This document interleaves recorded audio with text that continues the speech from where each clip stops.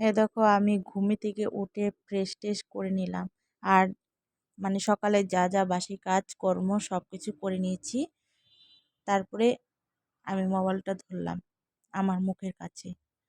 আমার বাবা গেছে বাজারে, বাজার থেকে আসবে কি কি নিয়ে আসবে। রান্নাঘরে এসে ভাবছি যে আজকে কি রান্না করা যায়।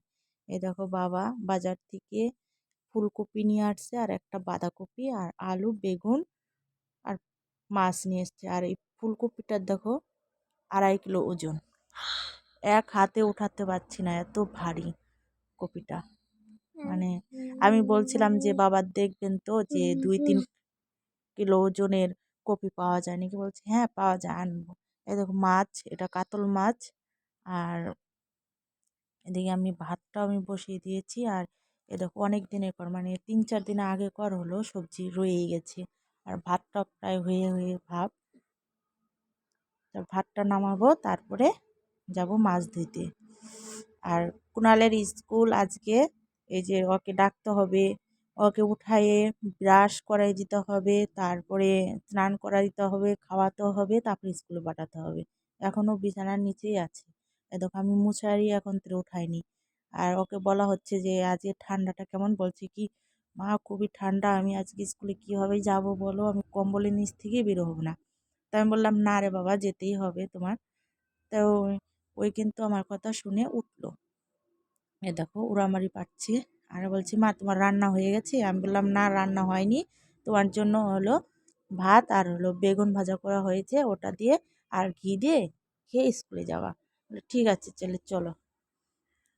এই যে মশারিটা উঠায় নিব। ওকে বলা হলো যে মশারিটা উঠাই নিবা শোনা। বললো ঠিক আছে উঠাই নেব। আলু, তারপরে টমেটো সব কেটে, আর এদিকে বেগুনটাও কেটে নিয়েছি, আর লঙ্কাটাও ভেজে নিচ্ছি। এই যে বেগুন ভাজি করব কোনালের জন্য। ছটাফট প্রথমেই বেগুন ভাজি দিয়ে আর ঘি দিয়ে ভাত মেখে দিব, খেয়ে দিয়ে চলে যাবে। আর এই মাছ ভাজার জন্য এখানে লবণ নিলাম, আর হলুদের গুঁড়ো, তারপরে নেবো একটু লঙ্কার গুঁড়ো, নিয়ে ভালো করে মেখে তারপরে এদিকে কড়াইটাও বসিয়ে দিয়েছি। কড়াই গরম হয়ে গেছে, কড়াইতে তেলও দিয়ে দিয়েছি। তেলটাও গরম গরম হয়ে গেছে। এই যে তেলটাও গরম হয়ে গেছে। আর শীতের সময় ঘুমে থেকে ওঠা হয় 6:30 7টার সময়। এদিকে স্কুলের টাইমও হয়ে যায়, তাড়াতাড়ি করতে হয়। ওই কিন্তু তরকারি দিয়ে ভাত খেয়ে যেতে পারে না। ওকে কিছু ভেজে দিই, ওই ভাজা ভাত দিয়ে খেয়ে চলে যায়। আর মাছটাও ভেজে নিচ্ছি, মাছ ভাজা দিয়ে খেয়ে যেতে পারবে। তাই এই দেখো মাছটাও আমি ভেজে নিচ্ছি। আর ওই বলছে মাছের মুড়া খাবো। তারপরে ওকে আমার বাবা ও পরোটা নিয়েছিল বাজার থেকে, পরোটা খেতে দিয়েছি ওকে। আর বললাম কি 3টা পরোটা এনেছে। ওই বলছে মা আমি 2টা খাবো, আর একটা তোমার জন্য রেখে দেবো। আমার ঠিক আছে তুমি একটা রেখে দিও, 2টা খেয়ে নিও। তো বলছে পরোটা খেলেই আমি কিন্তু চলে যাবো, আমি ভাত খাবো না। তা আমি বললাম না একটু ভাত খেয়ে যেতে হবে।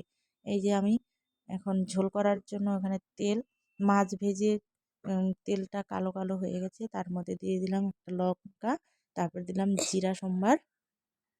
এখন আমি এই যে আলু, তারপর টমেটো যে কেটে রেখে দিয়েছিলাম ধুয়ে টুয়ে নিয়েছি। আর এই যে তেলের মধ্যে এখন ভেজে নেব ভালো করে, লবণ হলুদ দিয়ে ভালো করে ভেজে তারপর ঝোল দিয়ে দেবো। এই দেখো। আর টমেটো কিন্তু দিলে আলাদা কালারই হয় তরকারিতে। কেউ টমেটো খেতে পারে, কেউ খেতে পারে না, কিন্তু আমাদের বাড়ি সব তরকারিতে হয় না, ওই ঝোল টোল রান্না করলে হয়। আর এদিকে আমি দেখো সর্ষা বেটে নিয়েছি। আর ওই যে কপির যে ডাঁটাগুলো হয়, কপির ডাঁটা দিয়ে সর্ষে বাটা করব। আর মাছের ঝোল আর একটা বেগুন ভাজি, আর কিছু করতে পারবো না আজকে, যে ঠান্ডা। এই যে ঝোলটা আমার প্রায় হয়ে গেছে। আর এদিকে আমি ওই যে গরম মশলা বাটা আর জিরা বাটা দিয়ে দিলাম, তরকারিটা নামিয়ে নেব। এই গাবলাতে নামাবো। আর এই যে তেলটা আমার গরম হয়ে গেছে, তারপর দিলাম কালো জিরা। আর এই সর্ষে বাটার তরকারিতে, যে কোনো সর্ষের তরকারিতে যদি কালো জিরা দেওয়া হয় তাহলে কিন্তু ভালো লাগে, আর দেখতেও কিন্তু সুন্দর লাগে। যে সব কিছু দিয়ে দিলাম, এটার মধ্যে কিন্তু আমি কিছু দিইনি, বেগুন দিয়েছি অল্প, আর আলু দিয়েছি 1-2টা। তাই বেগুন দেওয়া হয়েছিল কিসের জন্য, তরকারিটা যেন আঠা আঠা হয়, মাখা মাখা হবে। তো এটা সর্ষে বাটা। আর এদিকে দেখো লঙ্কা আর আদা নিয়ে নিয়েছি, আদাটা আর লঙ্কাটা বেটে নেব। সর্ষেটা আগেই বেটে নিয়েছি, এই যে বাটা হয়ে গেছে, এখন দিয়ে দেবো। ভাজাটাও হয়ে গেছে।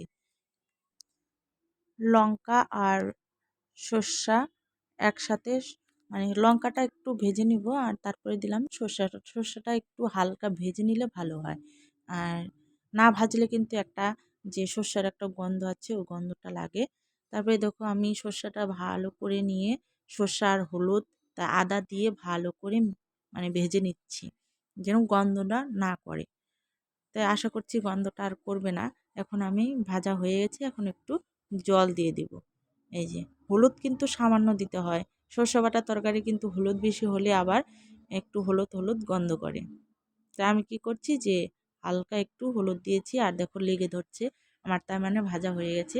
একটু জল দিয়ে দিলাম এখন, মানে পরিমাণ মতো জল দিতে হবে যেন ওটা সিদ্ধ হয়, মাখা মাখা হয় তরকারিটা। তারপরে একটু আমি সামান্য একটু লবণ দিয়ে দিলাম যেন নরমটা তাড়াতাড়ি হয় বা একটু মিষ্টি মিষ্টি ভাব হয়।